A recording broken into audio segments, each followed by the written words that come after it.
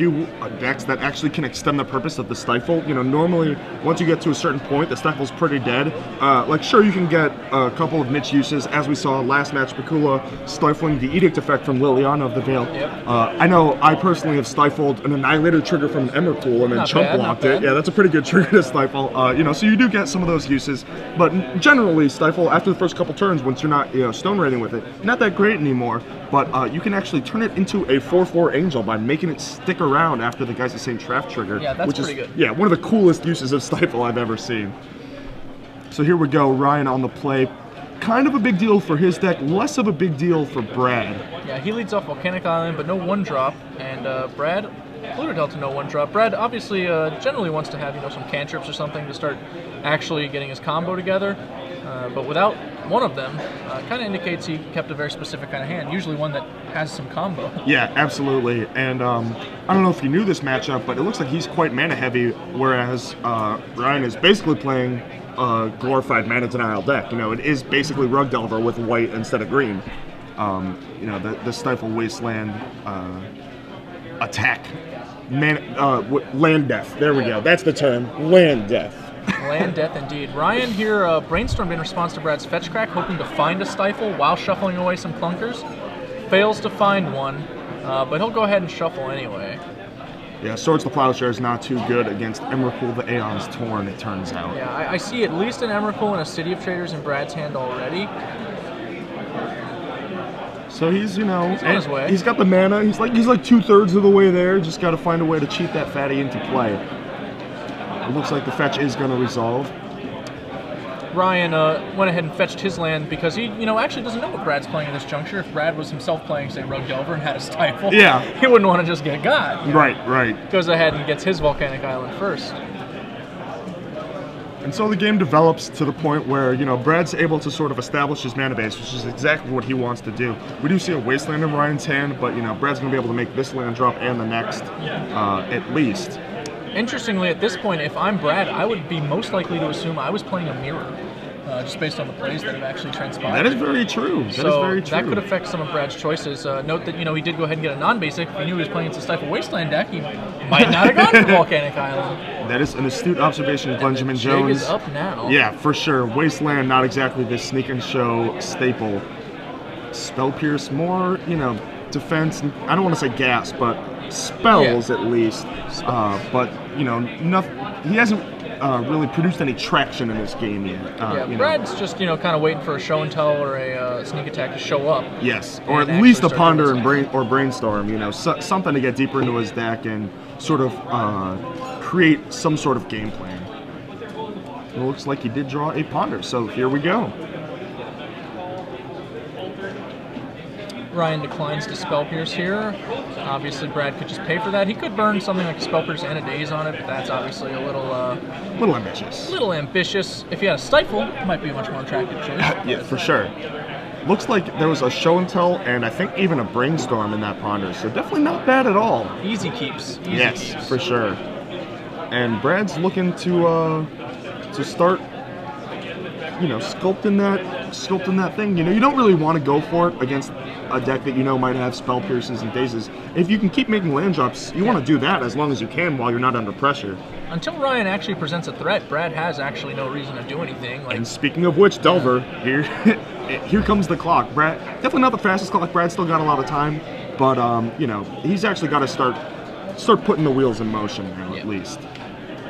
And sure enough, looks like he's going to cast the Brainstorm right away. This is a bit of an aggressive Brainstorm. I don't think you're under enough pressure. I think he can take the turn back, draw another card that he knows he wants off the ponder, and maybe then Brainstorm. I think he might be doing this as a bait to try and go off next turn. That is also possible. Throw this into the Spell Pierce. Yeah, he'll have 4 Spell Pierce up, so he's beating Daze with his 4th land. Or actually, he's beating Spell Pierce and Daze if he makes his 4th land City of Trader. True. City of Traders. And then he has Force of Will removing Spell Pierce as another option, and that's, you know, that's pretty much the wrap. Yeah, he's got all the angles covered from that point. Yeah, so he may be going for it this next turn. We see a Gristlebrand in his hand as well. Still no sneak attack, which is generally the preferred of the two ways to sort of cheat a fatty into play. But he does have the show and tell, and either option, you know, the Gristlebrand or the Emrakul, both quite powerful. I know that Brad, prides himself on his ability to read the opponent in these situations, and it's possible he's, maybe picked up on Ryan having a Spell Piercer days. Maybe that's why he's, playing around the conditional counter magic in this way, like just trying to get to where he needs to be. Obviously, without pressure, there was just no incentive to do much of anything. Absolutely, but once you see the Delver come down in the Wasteland, you know what. You might not know his exact 60, but you know what general type of strategy you're against, and these types of decks do generally play Spell Pierces and/or Dazes. So I would not be surprised if Brad actually took a turn back, made another land drop, and just passed the turn back again. Continue to make land drops. I mean, it's not like Ryan is using a lot of cantrips to power through his deck. He's just drawing a card off the top every turn. He's not filtering nearly as much as Brad is, and I think that Brad can either go for it or and he just drew a second copy of Show and Tell, so he can going for it. he can actually just bait with the first copy of Show and Tell here. The City of Traders, a clear signal from Brad that he's going for it. Yeah. And note he leaves up his Volcanic Islands. He's going to make sure Ryan has to fear Sneak Attack at the very least. Ryan, pretty vulnerable here. He's going to Spell Pierce. Brad will pay. He's pay, yeah. Sure enough. And here comes Daze. Yep. And you bounce an island or do you hard cast it? He's going to bounce. Yeah, I like bouncing it there. I like bouncing it too. Bouncing it too, you keep the illusion that you might have something else. Yes, exactly. And Brad does let it resolve. I was going to question whether he was going to force will there or not. I like letting it resolve because now any extra Dazes are back off. Any extra Spell Pierces are back off. You're going to have 2 cards there. And we see a little filtering, a little cute interaction. You see a decent amount in Legacy. Look at the top card for the Delver of Secrets trigger. It's not something you want, not something that flips the Delver or something you want, and you crack a fetch before you draw, shuffle it away, and get a fresh card. Yeah, important here is, Ryan really doesn't want Brad knowing what he's drawing this turn. He just saw Brad try and go for it and stop. Brad, pretty content, I think, to go off against a Delver that didn't flip if Ryan drew the card. Obviously knows that's not a spell that interacts with him in any relevant way. Absolutely. Mask that information. And there are very few cards that Ryan has in his deck that interact on an important level here. You see Spell Pierce there, which theoretically is good, but obviously not quite enough with Brad's board. But, he's got a lot of Swords to Plowshares, Lightning Bolts in his deck that don't actually do that much against what Brad is trying to accomplish. Ryan just gave away another card in his hand as well. He played the Misty Rainforest instead of the Tundra he bounced. So that's one less spell Brad has to worry about from the potential hand. Interesting. So we see the City of Traders is going to go down from the Polluted Delta. I believe Brad is saying he's adding mana in response to this trigger. Yeah. And the player is calling the judge to verify that he can do that.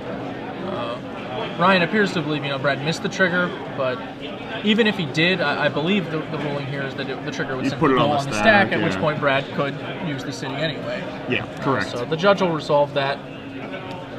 The question is basically whether City of Traders is a triggered ability, which I'm fairly certain it is. It is. So you can always respond to that, even if you miss it. And sure enough, looks like 2 mana in the pool, along with that blue. Conveniently enough, casts his Show and Tell. Well, we've got Daze and Spell Pierce beat this time. Ryan's going to need to do better. Yes. Maybe he has something better than an Emrakul to put into play. Maybe. What do you think the odds of that are? Odds are low. I see a Volcanic Island. His hand is Spell Pierce, Lightning Bolt, Swords to Plowshares, Volcanic Island.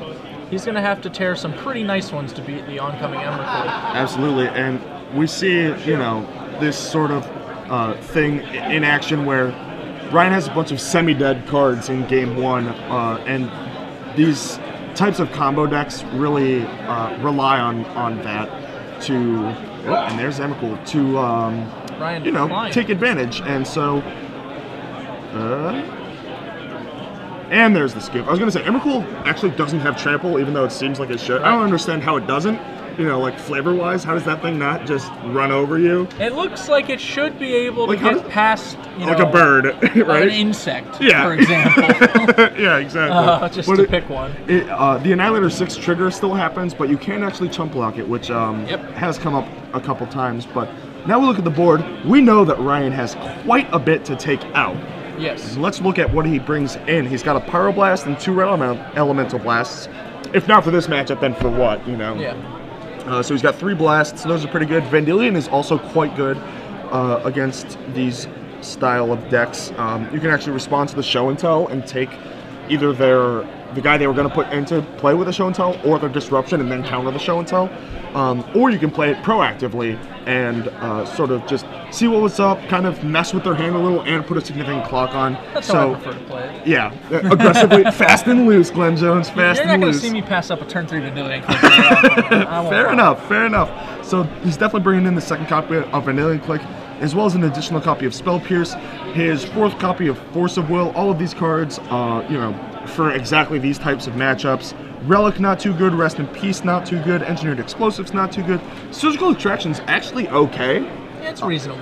Like, it might be the thing where it's like, not that great, but you have so many cards to take out that maybe you find room for it. And then Wear and Tear, also not great, but I mean, I've just not great. Yeah, we can leave it there. Yeah, it's not great. I will say it is cool to see it played in Legacy, because I've definitely played like Hull Breaches and stuff like that in my day. So Wear and Tear is it's definitely sweet to a sweet card to see.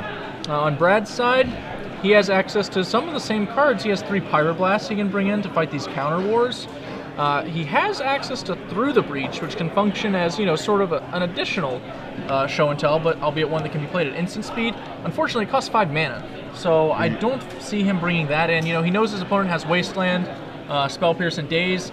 Based on the Brainstorm play, he might even deduce that his opponent has access to Stifle. Right. So that's going to make trying to get a Through the Breach down much less attractive. So I anticipate him changing very little, probably just bringing in those Pyroblasts, leaving Through the Breach, Wipe Away, and Echoing Truth on the board. Every other card in his deck is a pretty highly specialized hate. Yep, I agree. You got the Ley Lines for the discard, you got the bounce for the onboard hate, but there's none of that from Ryan. It's just straight up old-fashioned counter magic. And I just want to fight you and counter your things. Yeah, which actually is the axis that Sneak and Show is best at fighting.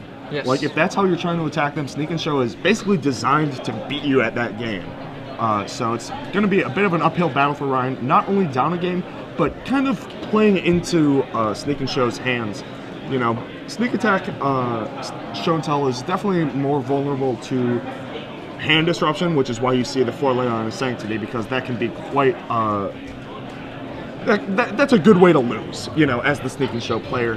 And also being raced, the Sneak Attack Show and Tell deck, not the fastest combo deck necessarily. You can be outrun by Belcher or Storm fairly easily. But if you're just trying to use, Force of Will and soft counters, especially things like Daze and Spell Pierce that the Sneak Attack deck can just outrun by making its land drops, playing a bunch of double lands and Lotus Petals, lots of mana and lots of re-counters.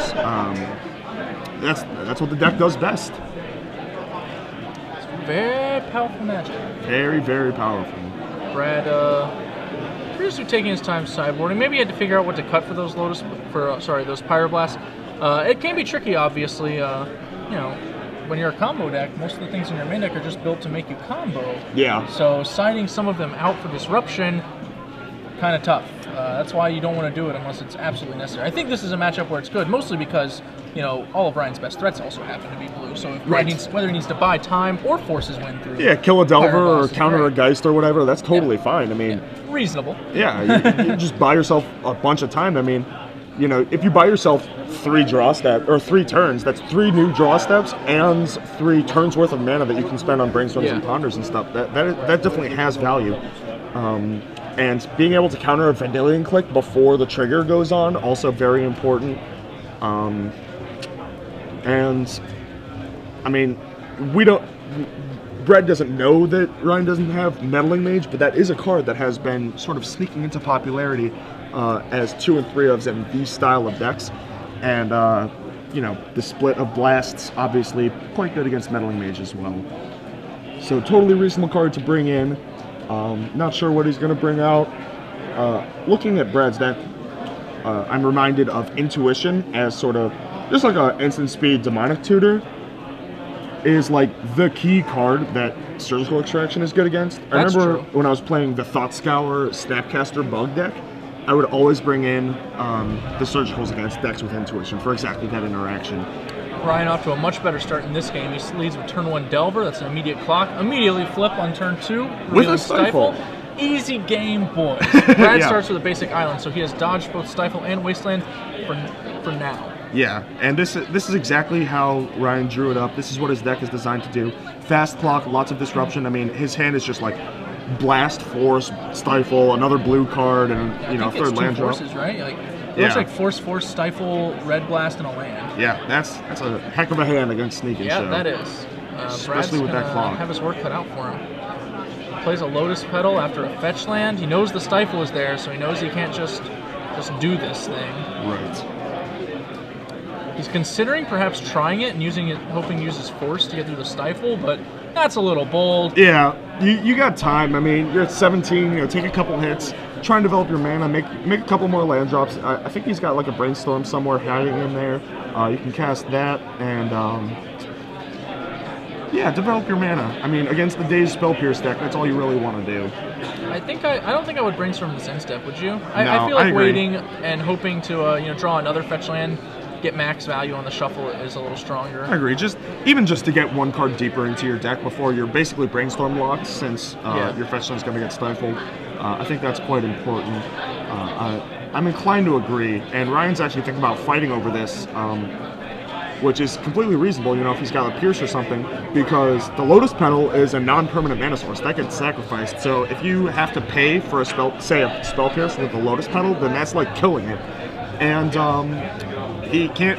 Brad can't use the Scalding Tarn to pay for it, not only because it'll get stifled, but also if he cracks the Scalding Tarn, then he can't shuffle after the Brainstorm, greatly limiting the power of the Brainstorm. So after tanking on it, he decides not to, and we do see another fetch land, a Spell Pierce, and is that another copy of Show and Tell from Brad? So not a bad Brainstorm at all. He definitely would prefer to have, one more permanent mana source available to him. But besides that, I mean, his hand is quite good. A bunch of Show and Tells, a Force of Will. I think that's an Emrakul to put into play. Definitely not bad. And a Spell Pierce as well for value.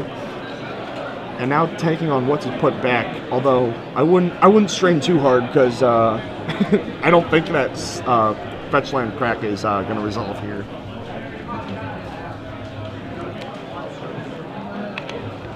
Sure enough, he just goes back to his turn, draws his card. With that Spell Pierce now off of the Brainstorm, he can actually sort of threaten to pierce a potential stifle if Ryan ever chooses to, cast a Brainstorm upon her or something like that. So definitely better to not just run it out there willy-nilly and get it stifled. No real value in that. And now he is going to crack it. He's got the other land. Ryan recording the life, lets him go. Lets it resolve. He chooses to use the Stifle as a blue card to pitch to a Force of Will instead of as a Stun Rain. Completely legitimate. The hard counter more important. He does only have 2 extra ones, right? Yeah. He doesn't need to go really long and have the card advantage, or card disadvantage rather, of the Force of Will matter, because he's just trying to kill Brad as soon as possible with this Insectile Aberration. Yep. So with that resolving, Brad gets the shuffle, one of the bad cards away. He's got another land drop to make here in the form of Polluted Delta. I would assume this is being cracked right away, and the stream of Show and Tells is going to begin for Brad. Yeah, he definitely needs to start trying to go off. As we saw last time, the best way to beat soft counter magic is to, go off once, minor resistance, go off again. Either there's nothing or you've already beaten the softies. Exactly. And Brad is going to go ahead and try and do that now. But the problem with going off slowly is you could die while you're going off. Yes, which is why he's starting early. You might say, hey, well, he's already at, or he's still at 13 or 12 now that he cracked his fetch. You're not under that much pressure. Why do it now? But when you think you have to cast the 3 Show and Tells over 3 turns, that's 9 damage you're facing. Then you're dead the next turn. You actually do have to do it right away. And sure enough, the Show and Tell does get red elemental blasts, and Brad's like, all right, see you again next turn. Go ahead. Yep. Note that this let Brad, preserve his Lotus Petal. Pretty handy. And there is a Surgical Extraction, a card I was talking about in the sideboard for Ryan. And Surgical Extraction on Show and Tell here is actually brutal. Backbreaking with 2 more copies in his hand. Brad was really relying on those, and he's forced to Force a Will here, which is just going to get forced back. He is going to pitch the 3rd copy of Show and Tell it look to sort of hedge against his Force of Will getting recountered. Brad has only 3 cards in his hand, so Ryan should be forcing back because he doesn't have anything to fear. All Brad right. would have to have sneak attack land and a fatty to get him, which he can't do if he forces back. So Ryan, I think, playing perhaps a little timid there. Yeah, it was quite conservative line. It's completely reasonable. It's just like, well, if he could play sneak attack and then activate it the next turn. Like, that is a reasonable threat. Although the Lotus Petal being the non-permanent red source there. And now that Brad played another show and tell rather than a sneak attack, Ryan's got to be kicking himself like, damn, I could have gotten that. The other big thing is, like, if you successfully get that surgical extraction through, you can still cast Geist of St. Traft and just put Brad to dead. Yes. That's like an incredible upside, I think. Yeah, so I you're agree. kind of free rolling there. You have two forces. You get to see his hand. You're not going to die, and you get to see his hand to know if you can give up your force in exchange for a Geist. Yep, see his hand and know if you can present lethal. I agree. That's quite a good sequence. And there is a sneak attack. Sneak attack. Brad can sneak attack. I imagine he may be tempted to wait, although he didn't get to 6-1 by waiting, as we said. But he has one more turn.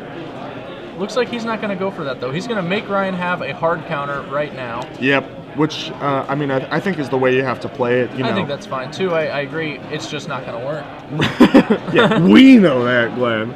To be totally fair to Brad, he can just draw another sneak attack next turn. That is true. And win the game that way. That is true. He is on 3 outs, and I guess he has redraws on show and tells to block. Yes. Well, all of that is for naught because a lightning bolt is lethal, finishing off Brad Nelson, and we are going to game 3. Now this is important because Brad goes back on the play. Brad is back on the play. That's really rough for Ryan's deck. Obviously, cards like Wasteland, Stifle, Daze, way better on the play than they are on the draw. Yes, for sure. And when you're on the draw, especially against a deck that can just go like double land Lotus Petal and, you're dead. Yeah, just play their giant spell right away. Wow, Ryan on such full-blown tilt. He's out of here. He's just gone. He's left the building. Ryan, no doubt, just taking a quick bathroom break. Oh, is that what's happening? Or perhaps getting a drink of water. I thought he was, gonna just go flip a table and rage it's off. kind of funny because Brad is actually pretty well known for taking breaks in the Brad middle of does matches. exactly and, that all the time. Ryan just gets to him before he can go there. Yeah, there was actually, I remember when Brad was like on his run, there was actually a couple of whispers of people like, Brad cheats. And I'm just like, no, he doesn't. It's just like, no, he goes to the bathroom and gets information. It's just like, or he goes to the bathroom and like washes his hands, like washes his face, relaxes. Like that's, how does that equal cheating? It's just like he wins too much. It's like maybe he's just really good. I mean, I know he like uses that time. He said, he's like, I take, calm myself down, focus on what's ahead, and that's in some ways a time management skill. I usually, just wait between rounds. I mean, Brad plays fairly quickly, and he always gets the judges to, give him an extension to use the bathroom, and he does it at like Pro Tours or like deep in GPs. He's not, wasting time. These things. He's not wasting time at F&M or whatever, But, I don't know. You've never played Brad at F&M. I guess that's fair. But Brad has like one of the strongest mental games in Magic, and that is a sign of it that he has the discipline to just like step away from the table and be like, all right, what's going on here? What happened last game? What do I want to do for the next game?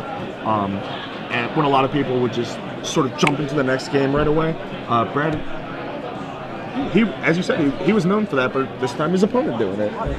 But Brad being back on the play, pretty huge. All of Ryan's mana denial cards, a lot worse. Plus, with Brad on the play and being able to threaten like 3+ mana out of nowhere, being able to threaten like show and tell or sneak attack at any point, Ryan basically has to choose between, do I play a threat or do I leave up a counter / mana denial card? And then the next turn, he basically has to do the same thing because he has to go, okay, do I play my threat now or do I have to leave up 2 now? Yeah, it's a tough spot. It's one of the reasons Vendilion Click is so good, because not only do you get that information, but it's a flash threat. Yeah. Notice also the way Brad played the previous games. In game 1, he was on the draw, and 5 mana was like his magic number, right? Yes. He wanted to get to 5 mana so he could play a show and tell, be able to pay for a Spell Pierce, and that just automatically bricks a lot of Ryan's cards. With Brad on the play, he doesn't need to do that necessarily. Like Ryan is going to just turn 1 it or whatever. Yeah, he can turn 1 it. He can go more aggressive. Ryan will not have a threat most of the time because he has to hold open that mana. So Brad can choose to go on a much shallower land count, or he can choose to go on a much deeper one. It's like all up to him. He is determining the pace of the game. Yep, which is absolutely crucial. He can pace the game how he wants based on his draw, based on the type of mana that he has, whether he has like City of Traders and Lotus Petals or just like a bunch of fetch lands and brainstorms, you know, he really gets to set the pace, as you said. Very good point. And what you said about Vendilion actually running something else in my noggin is how bad Geist is for exactly the opposite reason. Yeah. Tapping 3 mana in your main phase, that's scary. You know, I mean, even if you're up to like 5 mana and you're like, okay, now it's safe to tap 3. It's just like, no, because now he can pierce your pierce. Yeah, I'm pretty sure that at least in now this matchup, Geist is mostly a blue card, more than a Geist of Saint Trap. Yeah. That said, you know, maybe he gets an early surgical extraction, or you know, they fight a war that he wins very early, and he just has a spot. Yeah. He's like, Brad's got 1, He's maybe got 2 the cards. He's like, whatever, yeah. Geist, go. Yeah. Like, figure it out. If he can get the information or just the resource advantage, he'll definitely have a chance to. I know that when I was playing a modern sort of Geist of Saint Trap, blue, white, red tempo deck, I would always board out my Geists against Splinter Twin. I feel like Splinter Twin versus, the Geist blue or red deck is basically this deck this matchup without Force of Wills on both sides, right? I agree. And that was the exact reason, is like you needed to keep up all your mana for your mana leaks and dismembers, whereas here it's, stifles and spell pierces and red blasts, but the principle is the same, and tapping 3 mana is quite scary, so I would not be surprised if Brian shaved a couple. We know he didn't board them all out because we just saw one in that game too, but I would not be surprised if he shaved a couple. As we go on to game 3 here, Brad back on the play, as we said, quite important. Ryan looking for enough disruption and a fast clock. I mean, Delver's like the idea, right? Grim Lavamancer, not that fast of a clock. Geist, it's 3 mana sorcery speed, not what you want to be doing. Vendilion, quite good, but a little pricey. If you have to end step it to get a clock going, and Brad can just like blast it or whatever, and he's up the tempo exchange there, then that's not too good for you. So there's a lot of ways that it can go wrong for Ryan since Brad is on the play. We'll have to see how this game develops, how the draws line up against each other.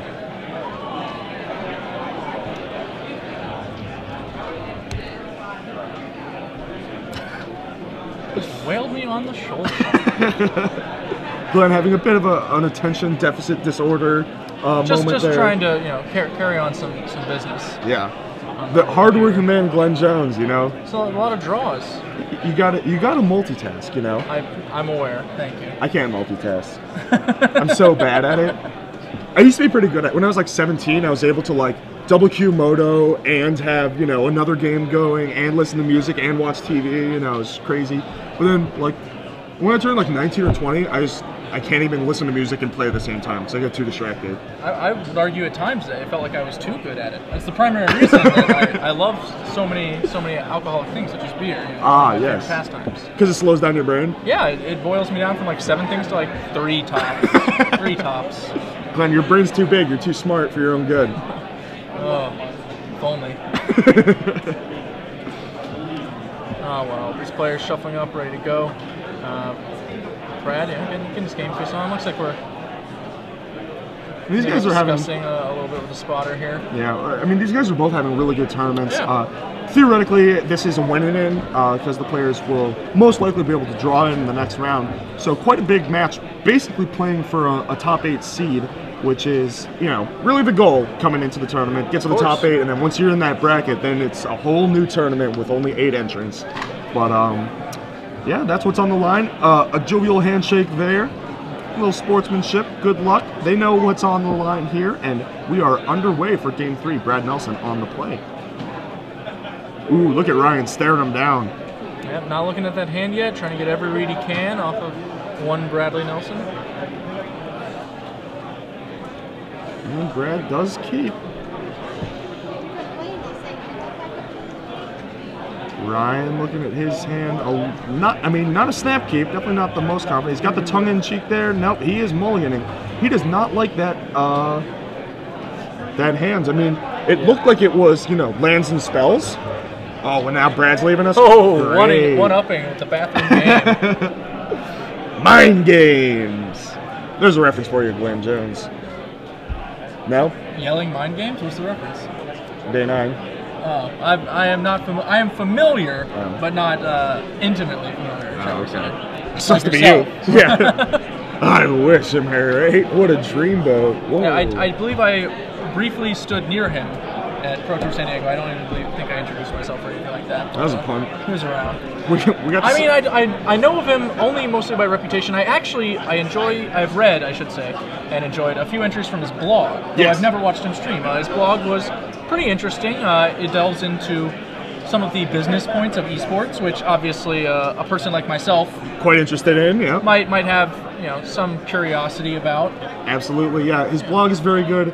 I would highly recommend you and everyone out there check out Day 9 TV episode 100, My Life in StarCraft. Beautiful. It's awesome. It's like an hour and a half. I want to say. It's pretty long. It's like maybe 2 hours. But I mean, it's better tan any movie you would watch. If you were gonna watch a movie, just watch this instead. It's really good.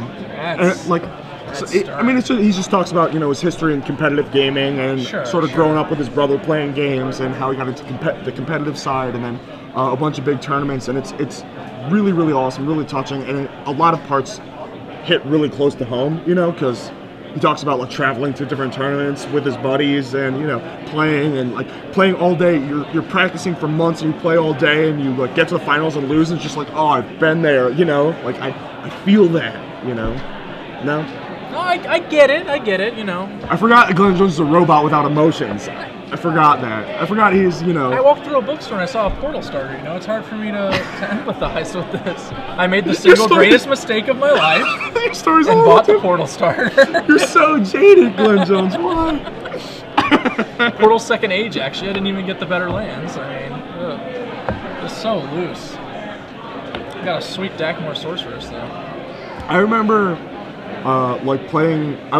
My gateway to Magic was the Pokemon trading card game because I was like the perfect age when that hit. I was just like their wheelhouse. I was I want to say like 8-ish when Pokemon really hit America hard, and so the Pokemon trading card game was just like everyone played it. Obviously, what else are you gonna do? And basically, I got sick of beating everyone. And nobody wanted to play with me. Like my sister quit the game. She's just like, no, I'm just collecting the cards now. I won't play the game anymore. She got sick of losing to me. So, all the older kids played this other game called Magic, and that's how I learned about it. It took me a couple years after that to actually start playing, but that's how I first discovered this beautiful game that brings us all together. It's funny, actually. I had basically the reverse trajectory. I actually played Magic first, and I learned Pokemon when I found out some of my friends from elementary school who I went to a different school, they had started playing it, and we still hung out every now and then, and that was another way to connect with them again. Gotcha, going to tournaments, seeing these friends I hadn't seen since I moved schools. That's how it starts, right? It's a social game. Yeah. And then until you play Moto. Kill everyone. until you play Moto. Until you get real competitive and start motoing. Then it's a little less social at that point. And I know that you actually are quite proficient at the WoW TCG as well, so you are just an all-around Renaissance nerd. A little bit. I am the reigning runner-up of the Yu Yu Hakusho World Championship. Wow. Yeah, that's this right. is me pretending I know what that is. It's a format with a lot more turn 1 kills than any Magic event ever. If you thought, Necro Winter or Academy Summer or whatever, if you thought those were bad, try this. The World Championships was literally a deck that started with Arcane Lab in play and a deck that comboed on turn 1. Those were the only 2 decks. And that was the metagame? And then there was my deck, which put 2 people in the top 4. Just saying. Only 2 people playing it in the tournament. We're not talking about humble brags. Yeah. Single elimination day 2. Wow. Yeah, it's a tough game. Tough game. Cutthroat, and these guys are basically in a single elimination match here as Ryan ponders his 6, excuse me. This looks like a 5 to me. He is this looks not like happy. he's, can I convince myself to keep this? Yeah. But no, he's like, I'm too good to keep this. I think it was V who said, if you have to think about it, just ship it. Yeah. This is one of those cases where he is fairly deep in the tank here, and it's going to be one of those things where if he keeps it and loses, he's going to kick himself, but if he mulligans the 5 and just gets run over, he's also going to kick himself. Definitely not a good spot to be in, but is a bad 6 better than a random 5? And it looks like no, that 6 is not better than a random 5, at least not in Ryan's opinion.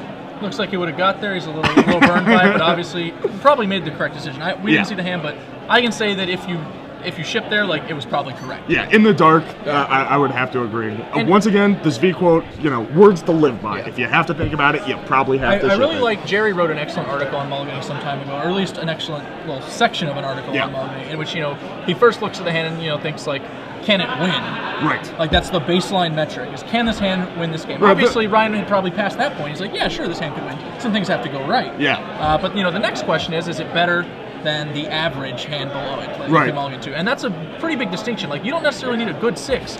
You need a 6 that's better than your average 5. Right. Which a lot of people think, like, oh, this hand is sub 50%, I should mulligan. It's just like, well, if a random 5 is 30% to win, and your 5 card is 40% to win, you need to keep, even though you're sub 50%, you need to keep those hands. A lot of people miss that. And I know that you've been streaming a bit. You used to stream a lot.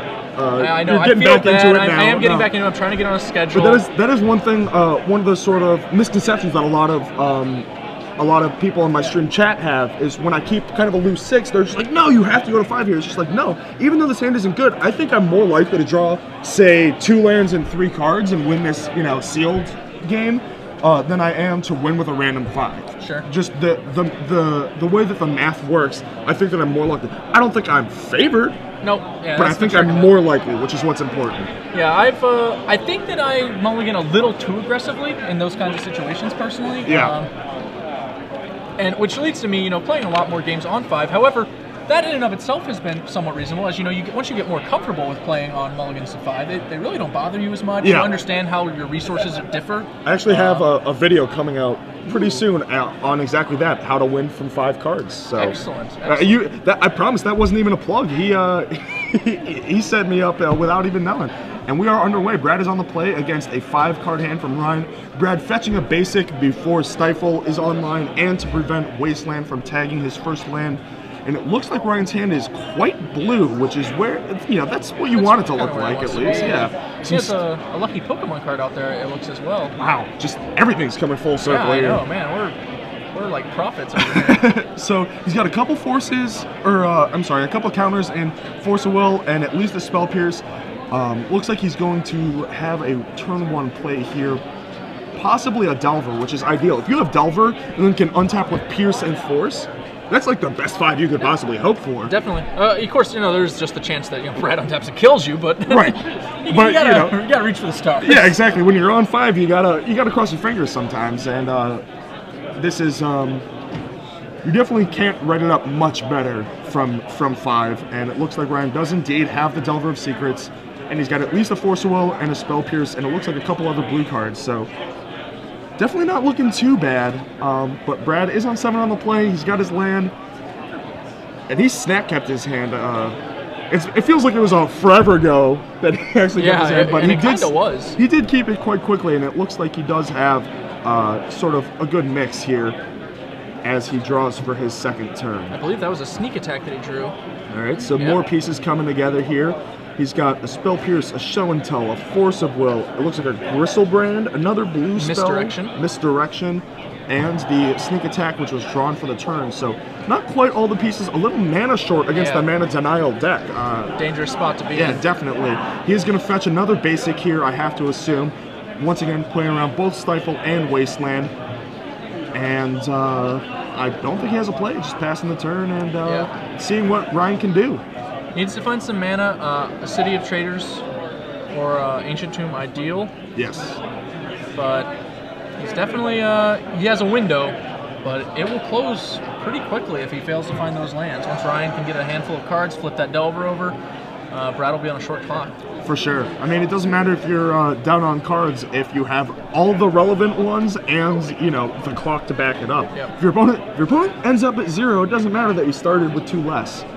And here we go. The Delver does flip immediately with another blue card. So Brad kind of under the gun, even though he started up.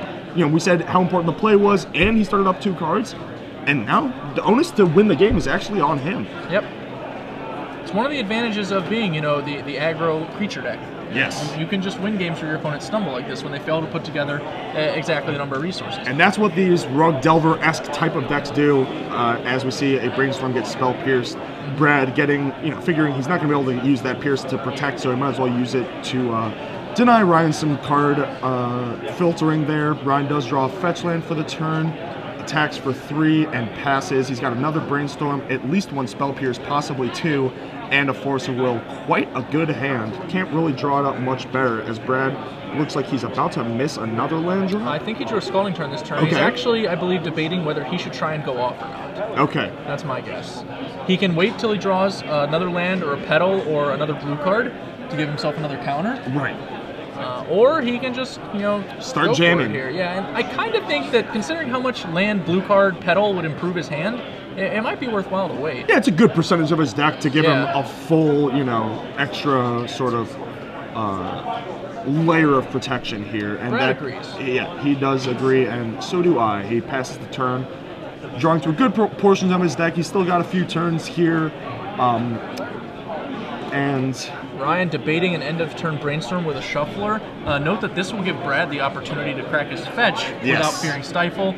Ryan... Which was actually his draw for the turn, is a Stifle, so that's quite powerful. And Ryan certainly would like to not just let Brad get another land into play if he can help it. Yeah, this is... it looks like his hand is double Pierce, Stifle, Force, and a Brainstorm to pitch to it. That's a hell of a wall to get through.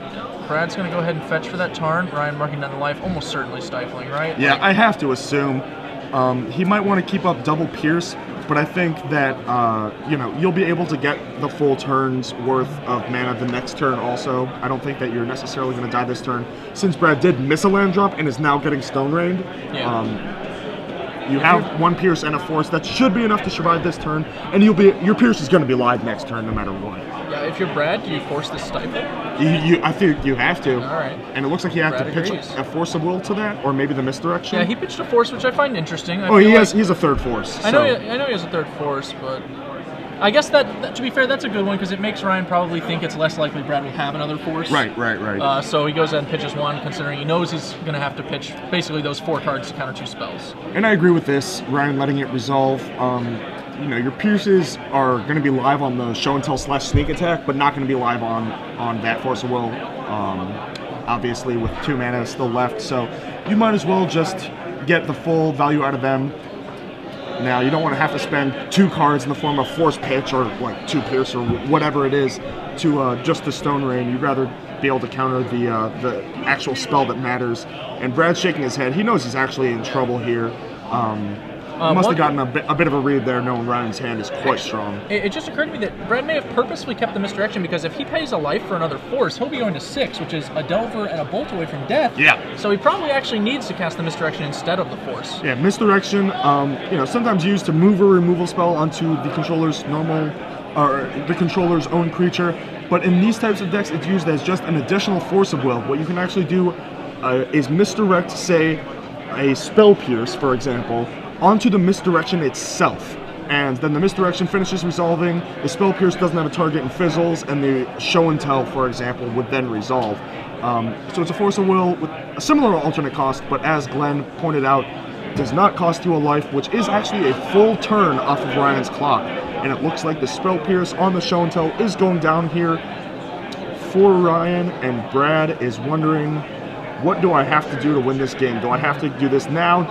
Can I draw another card for and try and hit a land for my sneak attack? I don't think he has the time to do that. No. Looks like he's just shuffling Ryan's deck, and as soon as he gets done doing that, I feel like we're going to see a Misdirection go onto the stack for Brad, targeting the Spell Pierce. Interestingly, Brad played around Wasteland in this game, obviously. If he had gotten a Volcanic Island instead of one of those islands, he would actually be able to draw a City of Traders and sneak attack next turn. Yes. Like, that would provide him with additional odds. But that's the danger you come into when you're playing against these tempo matchups.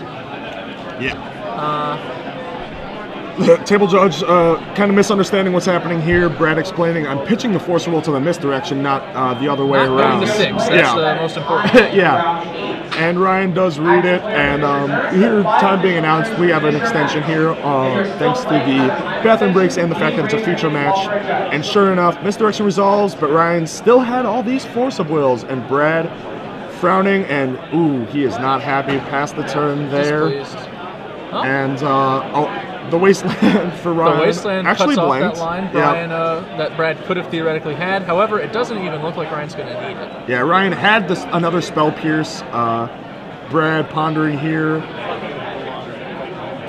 Needs some nice ones. Draws a City of Traders.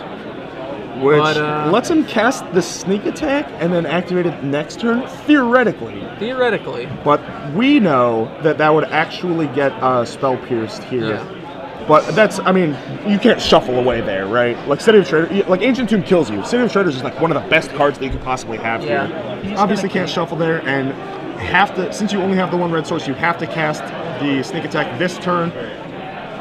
And Ryan can't spell pierce fast enough. So fast that, wow, and Vigorous Handshake, he is quite happy to move on. Yep. Ryan takes it down 2-1 and will presumably be able to draw into our top 8, taking down the standard open winner, former player of the year, Brad Nelson. Not an easy opponent to have to face in your win-in.